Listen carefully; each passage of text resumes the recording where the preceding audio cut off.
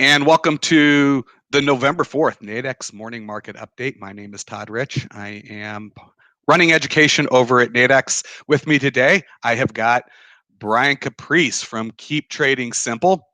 Before we jump into our morning market update, I always have to run through a housekeeping item and put this quick disclaimer up there that trading does indeed involve risk and that it might not be appropriate for everyone. Any trading decisions you make are solely your own responsibility and at your own risk. And also, very important that this is an educational session.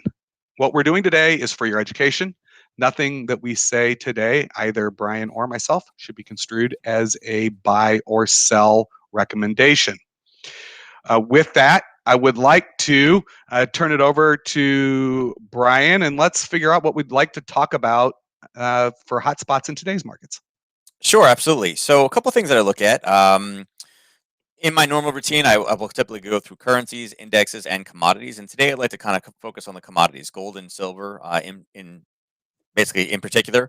What I've seen with the election and everything we have going on with the election right now.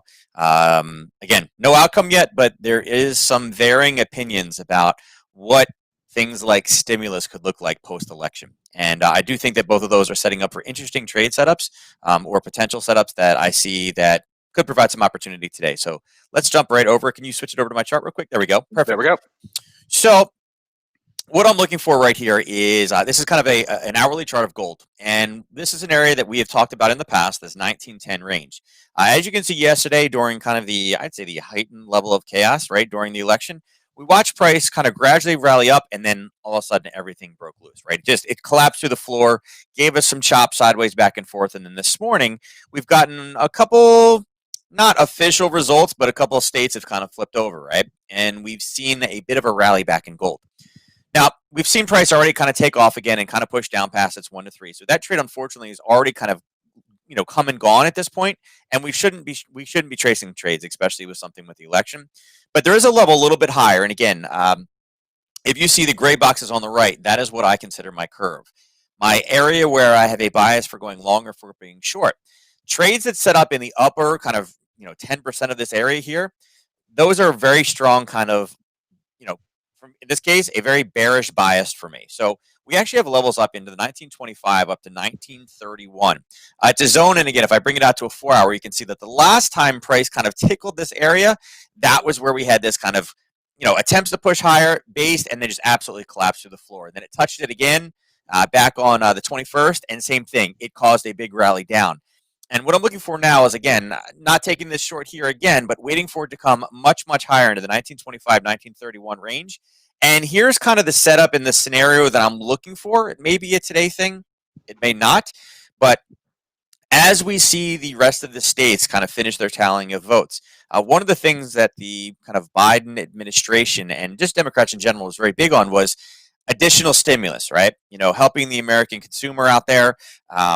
And again, they wanted a bigger stimulus than what was proposed. Anytime there's a mention of stimulus, we typically see gold and silver both pop, okay?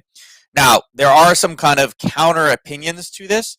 If you look globally, we are seeing kind of the anti-inflation story kind of kicking in, right? We're seeing Germany close down. We're seeing France close down. We're seeing the Netherlands basically completely get bottled up. And there's been talk about the UK closing down. And one of the things that, again, Biden has talked about is, again, protecting the American citizen and, again, closing things down if we have a 2.0 of coronavirus, and we're actually seeing numbers spike. So while stimulus is great, people hear stimulus, immediately think inflation, kind of the reality of, hey, listen, we're getting into the fall season, more COVID tests, we're seeing spiking.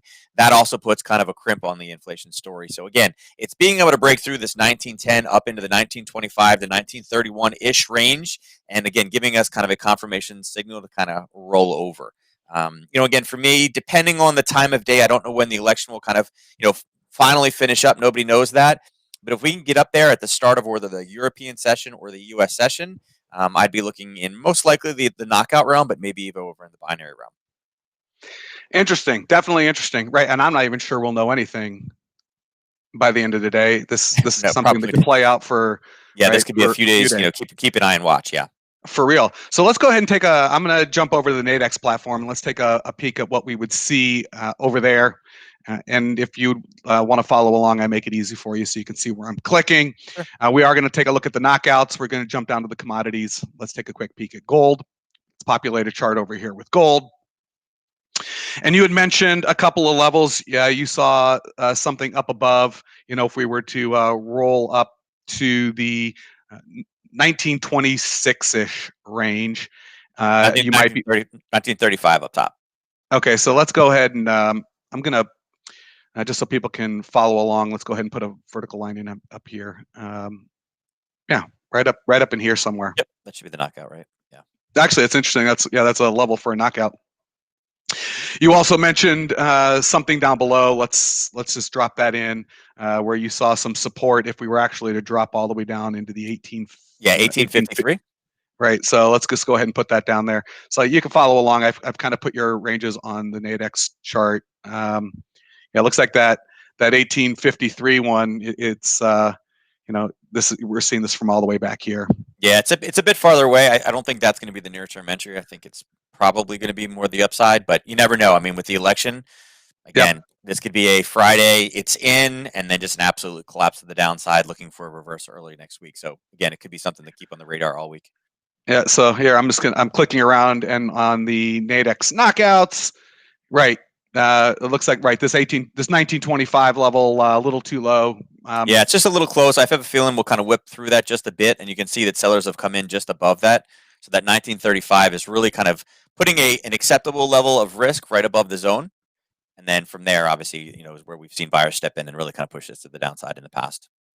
Yep. So, all right. Well, there's that 19. In fact, let's just go ahead real quickly too and drop in a Fibonacci. I like to do this because sometimes it also helps. We are seeing some levels.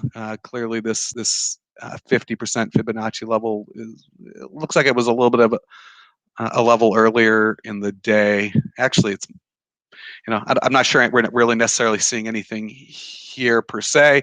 I guess if there was anything here, would there be anything in the knockouts, or I mean, in the binaries that we'd want to see? Let's quickly save this layout as the November 4th one. Yeah, I mean, obviously you're taking the bounce off the prior 38, which is always nice. Seeing the 50 bounce as well is something that you'll see, and you can see it obviously respected, on the top side as well. So again, breaking through that kind of 1918 area, the 1915 area that we mentioned. Once it breaks through that, we're clear to go to the top side. So that's kind of where the reversal came from.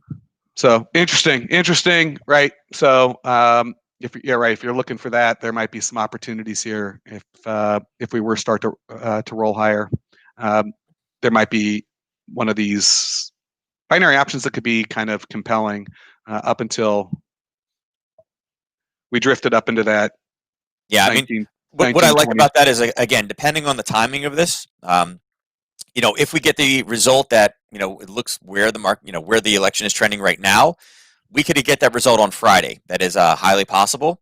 That would give us a spike up into those levels most likely, because again, people, expectations, we have some certainty out there. And then next week is kind of the realization that we still have a lot of time before that happens. And that's kind of the opposite play of it. And, again, whenever you see a large emotional spike in one direction, that's where reversals typically come in. So Sunday night, even Monday morning, there could be a potentially, a binary setup out of that same location. Excellent. So we got a little bit more time. Let's jump in quickly to another commodity. I think you were thinking silver. Yeah, I want to do silver as well, because the two of them kind of go hand in hand. And again, anytime you mention stimulus, both of these move. The one thing about silver as well is it also does have a little bit more exposure to kind of an industrial play as well. And again, with the economy shutting down and things like that, silver also can kind of be temperamental. So silver is in a very similar setup as well, right? We came back in this area. Now, this is a little bit different. This is more of a near-term kind of trade setup. I'm on an hourly chart right now, and you can see we have a very decent level, and it's a level that prices definitely flirted with right here, and then we touched it, and we kind of went through again and dropped it. It was the takeoff and kind of launching point for this really big move. And the next time the price, before the election, was able to touch there, again, we had that same type of emotional, really long-bodied candles pushed to the downside. And it actually took a much lower level to be able to stop it. So right now, what I would say is if we can get back up to there, this would be, a decent level. Again, this 2444-ish level. It's very high in the curve, up in the top 5-10% here. So again, I'm already thinking bearish bias. I'm looking back and I'm saying, hey, listen, sellers really stepped in. It wasn't just a minor turnaround like this. this was an explosive move. And even with a pullback, again, it drove from 24.45 all the way down to what, about 23.15. So again, very, very strong movement inside of 3 hours. Again, emotional response to that one. So you got to assume that there's probably some sellers that were still willing to sell if price got up there for kind of a rollover to the downside. Now, bottom side, again, we could have the same exact spike that we had in gold. For me, though, again, if this continues to just roll over and drive down because of negativity, lack of inflation data, pushing lower, 22.77 would be where I'd be looking for some type of a roll. And right now, it does look like it's quite far. We have a couple days this week, but with an election, something that violent price action, is what you would expect to see when we have some kind of finality with that one. And I said this is an inflation game. We're seeing some inflation numbers, and remember, this is non-farm payroll week. So Right. if we see a really bad non-farm payroll week, again, we could see this hammered down very, very fast.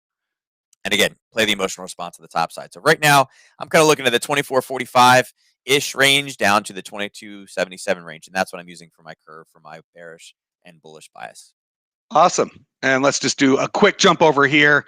We are looking at the Nadex platform. I'm going to draw those lines in as well, just so we can see them.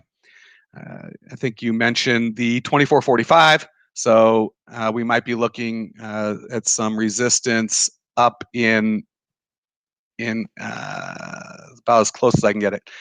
Some resistance up in here, and you can clearly see where it's been a level in the past. You saw some support. If we do potentially roll lower, you might want to be looking at some long opportunities down below. I think 22.77 is what you mentioned.